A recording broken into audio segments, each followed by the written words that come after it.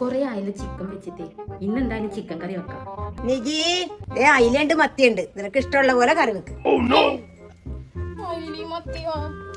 ഞാൻ ചിക്കൻ വാങ്ങി കറി വെക്കാന്ന് വിചാരിച്ച്. ചിക്കൻ ഒന്നും മേടിക്കണ്ട, ഈ ചൂടത്ത് ചിക്കൻ ഒന്നും തിന്നാ ശരിയാവൂല. എന്താക്കാനാണ് എന്നിട്ട് മുളകിട്ട് കറി വെക്കാന്ന് വിചാരിച്ച്.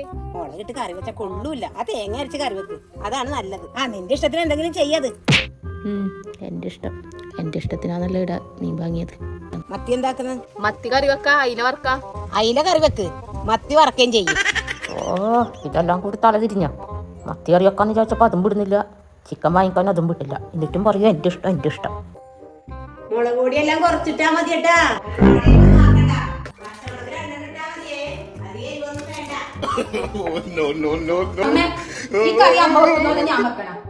അതെന്താണ് അങ്ങനെ? നിന്റെ ഇഷ്ടത്തിന് തന്നെ ഇവിടെ വെക്കണത്. നിന്റെ ഇഷ്ടത്തിന് ആരെങ്കിലും എന്തെങ്കിലും പറയലുണ്ടാ? നിന്റെ ഇഷ്ടത്തിന് എന്താന്ന് വെച്ചാ നീ ചെയ്തോ. എന്നാ എന്നെ ഇതൊന്ന് വെക്കാൻ വിടുവാ.